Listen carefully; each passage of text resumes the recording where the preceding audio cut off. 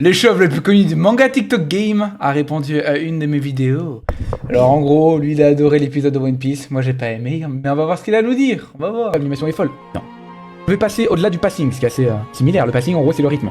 Catastrophique, comme d'habitude. Ensuite, l'animation, moi j'aime pas. Voilà, je sais que Vincent Chansard, je crois que c'est ça. J'ai l'impression que c'est suranimé pour être suranimé. Oh, Samuel. Mais qu'est-ce que Blood raconte? Qu'est-ce que Blood raconte? Franchement, il y a des fans de One Piece, je les comprends pas. Dans un monde où la saison 3 catastrophique de One Punch Man va sortir, t'as des gens qui se plaignent de ce que le GOAT Vincent Chansard nous a proposé sur le dernier épisode de One Piece. Ça n'a rien à voir.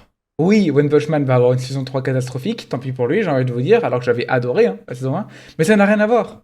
C'est pas parce qu'il y a Pierre à côté qu'on n'a plus le droit d'être exigeant, parce que à ce niveau-là et à ce rythme, on va vers ce qu'on appelle un nivellement par le bas. C'est-à-dire que plutôt que d'essayer de tirer vers le haut, d'augmenter la qualité et d'avoir le meilleur du meilleur, on aura le moins pire. Sauf qu'à descendre de moins pire en moins pire, on aura de la merde. Donc non, c'est pas un bon argument jusque-là, mais on va voir encore une fois ce qu'il a à nous dire. Déjà, je ne reviendrai pas sur les arguments frauduleux qui est la suranimation. Déjà, ça ne veut rien dire suranimé. Bon, ça veut dire quelque chose sur animé. Carrément, ça veut dire trop deep in twin flottant, donc les persos perdent du poids, les impacts paraissent mous, micro-mouvements partout, cheveux, tissus, doigts, l'œil ne sait plus regarder, caméra plus perso plus FX qui bouge en même temps, lecture confuse ou mobile, ou alors FX qui crie plus fort que l'action, le sujet se noie. Si, ça veut dire quelque chose sur animation, et j'ai même l'exemple typique de ce qui est pour moi la suranimation sur One Piece, je vais vous le montrer et vous allez plus pouvoir l'échapper. Donc là, je vous remonte vite fait, c'était la scène de Garp, regardez. Là, c'est suranimé. Tout ça, c'est suranimé. Regardez son visage, regardez bien son visage là. C'est suranimé. C'est pas beau, c'est pas vivant, c'est suranimé et ça fait cache-misère. Si vous préférez une animation saccadée et dégueulasse, c'est votre problème. Ça n'a rien à voir. Dans l'exemple que je donne qui est Demon Slayer et que tu as souvent répondu aussi dans les commentaires que j'ai pu voir, Demon Slayer, c'est pas suranimé. Quand on dit suranimé, et d'ailleurs c'est une erreur que font beaucoup de débutants en animation, non pas que je dise que les animateurs de One Piece sont des débutants, ne me faites pas dire ce que je n'ai pas dit, mais quand tu es débutant en animation, que ce soit 3D, animé ou quoi que ce soit, tu vas à tout prix tout suranimer, tout animer pour faire croire que le monde est vivant. Justement, l'animation se fait aussi dans la nuance, dans la légèreté, ce qui n'est plus du tout le cas de One Piece depuis quelques années. Mais nous, on n'est pas avec vous. Par contre, la scène en elle-même de l'apparition des Gorosei, elle est largement meilleure dans l'animé que dans le manga. Non, absolument faux. Elle tire en longueur et ça perd l'attention. Parce que, juste pour rappel, leur invocation dure à peine 2 pages. Deux choses. La première, c'est que pour rappel, aussi, puisqu'on en parle, dans le manga, on n'était pas au courant que les Gorosei allaient arriver. Donc la surprise était bien plus grande.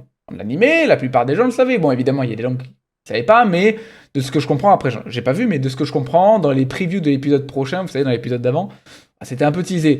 Maintenant, ça c'est malhonnête. Oui, c'est que 2 cases, mais sur quoi? Enfin, deux pages. Mais sur combien de pages un chapitre? Imagine-toi, tu es lecteur, tu tournes les pages, là tu vois quoi? Le Gorosei qui arrive, plus PAM! Le panel de fou qui avait tout éclaté à l'époque. Alors que là, dans cet épisode-là, tu as tous les Gorosei qui sont mis en avant, ensuite, t'as Luffy qui s'échappe en esquivant des bâtiments, on sait pas, c'est un empereur qui doit esquiver des bâtiments.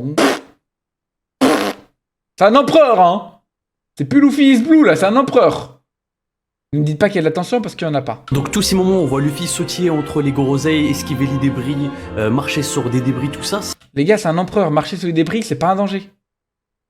C'est plus un danger. C'est rajouté, et justement ça rajoute de la prestance et de l'aura au Pas du tout.